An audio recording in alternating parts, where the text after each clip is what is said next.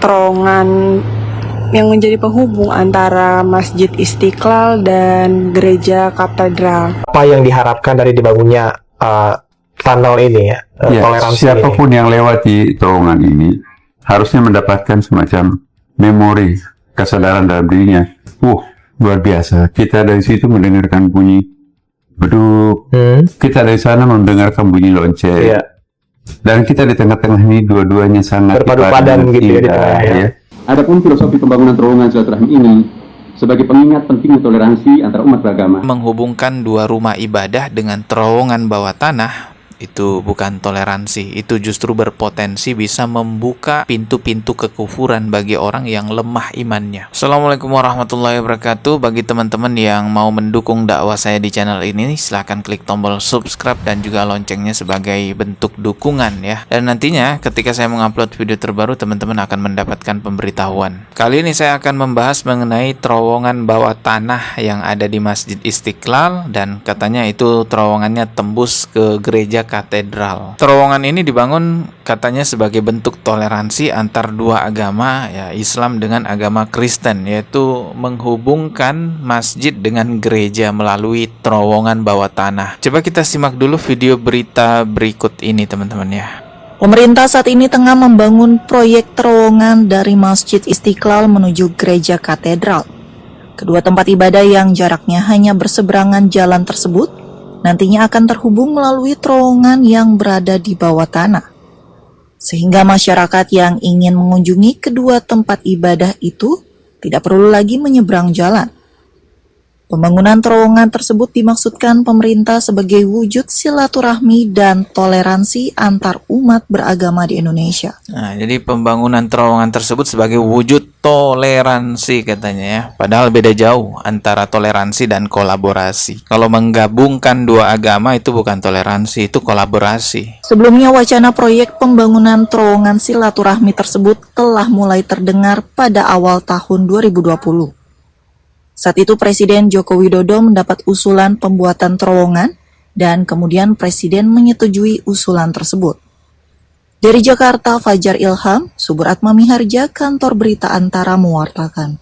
Jadi ini sebenarnya programnya Pak Jokowi ya. Pada saat itu Pak Jokowi masih menjabat sebagai Presiden Republik Indonesia. Ada yang mengusulkan untuk menyatukan antara Masjid Istiqlal dengan gereja melalui terowongan tersebut. Terowongan ini diusulkan oleh Bapak Nazaruddin Umar selaku Imam Besar Masjid Istiqlal. Kalau sekarang juga sudah menjadi Menteri Agama ya, yang juga kemarin bikin gebrakan baru yaitu Natal Bersama. Saudara, Kementerian Agama akan menggelar perayaan Natal Bersama untuk pertama kalinya. Nah, jadi kita mulai tahun ini, mungkin belum pernah dilakukan sebelumnya, kita Natal bersama di Kementerian Agama. Jadi memang banyak ya gebrakan toleransinya Bapak Nazaruddin Umar. Dulu juga pernah membuat paduan suara di Masjid Istiqlal, yang mana yang melakukan paduan suara gabungan antara orang Islam dengan orang Kristen. Ya Allah, ya Allah, ya Allah.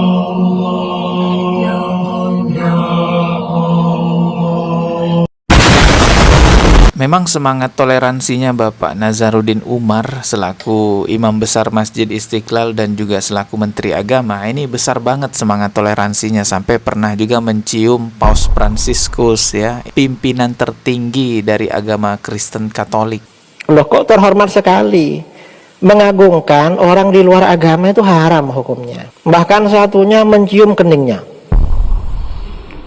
Saya dari tadi gak ada yang cium kepala saya. Mungkin khawatir saya belum mandi. Ini ikan paus dicium. Jadi kalau mencium paus, ikan paus, itu kalau berbahaya maka itu berbahaya bagi badan. Tapi kalau mencium paus yang satunya itu berbahaya bagi akidah.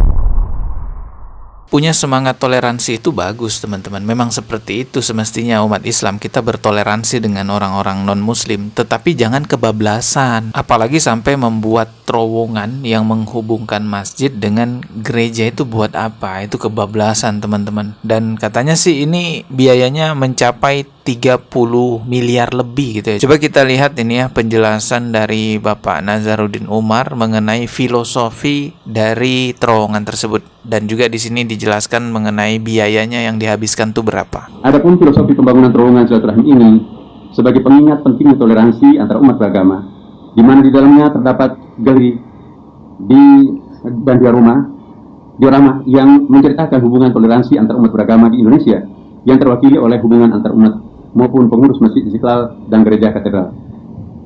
Konsep hubungan ini dimanifestasikan dari kedalaman terowongan, artinya kedalaman hati antara kami pemeluk agama. Bapak Ibu dan Bapak para hadirin yang saya muliakan, pembangunan terowongan silaturahmi ini dilaksanakan selama 280 hari ya, dengan menggunakan APBN sebesar 38,9 miliar. Ruang lingkup pekerjaan yang dilakukan yaitu pekerjaan terowongan silaturahim, shelter sisi Istiqlal. Ya, jadi menggunakan APBN 38,9 miliar. APBN itu kan sumber utamanya, salah satunya tuh dari pajak kita ya. Kita bayar pajak apapun ya, pajak rumah, pajak usaha ini, usaha itu, ya masuknya ke APBN. Dan ternyata 38,9 miliar dari APBN itu digunakan untuk bikin terowongan yang menghubungkan masjid dengan gereja. Oke, jadi sahabat kompas.com, saya akan mengajak kalian semua untuk melihat bagaimana situasi di dalam terowongan yang menjadi penghubung antara Masjid Istiqlal dan Gereja Katedral. Oke. Jadi sahabat kompas.com, terowongan ini baru saja diresmikan oleh Bapak Presiden Prabowo Subianto pada Kamis lalu. Dan ini menjadi bukti bahwa Indonesia sangat kuat akan toleransi umat beragama. Jadi ini adalah terowongan untuk menuju Masjid Istiqlal dari Gereja Katedral. Program ini pembangunannya di masa Pak Jokowi, karena memang ini programnya Pak Jokowi yang diusulkan oleh Bapak Nazaruddin Umar selaku Imam Besar Masjid Istiqlal pada saat itu, dan sekarang sudah diresmikan oleh Pak Prabowo. Dengan demikian, terowongan silaturahim Masjid Istiqlal Gereja Katedral telah diresmikan. Ya, kita berdoa aja semoga Allah tidak murka dengan semua ini. Kita juga orang biasa, nggak bisa apa-apa ya, cuman bisa komen doang. Yang penting kita jaga iman lah teman-teman. Sebagai muslim kita wajib mengingkari yang namanya kekufuran. Adapun yang namanya toleransi dalam urusan agama sesuai dengan surah Al-Kafirun, untukmu agamamu, untukku agamaku. Dahulu Rasulullah kan juga dirayu untuk berkolaborasi dalam urusan agama gitu. Rayuannya terus itu datang kepada Rasulullah sampai pada akhirnya turunlah surah Al-Kafirun itu. Dalam hidup ini ada hal yang bisa kita konfromikan, kita kolaborasikan kepada orang-orang kafir, khususnya dalam hal-hal muamalah. Tetapi dalam urusan ibadah, dalam urusan akidah tidak bisa diganggu-gugat. Untukmu agamamu, untukku agamaku. Maka menghubungkan dua rumah ibadah dengan terowongan bawah tanah itu bukan toleransi, itu justru berpotensi bisa membuka pintu-pintu kekufuran bagi orang yang lemah imannya. Ingat pesan Allah, wala tamutunna illa wa antum muslimun. Jangan kalian mati kecuali dalam keadaan muslim. Berhati-hatilah, jaga iman teman-teman ya. Ketemu lagi di video berikutnya. Wassalamualaikum warahmatullahi wabarakatuh.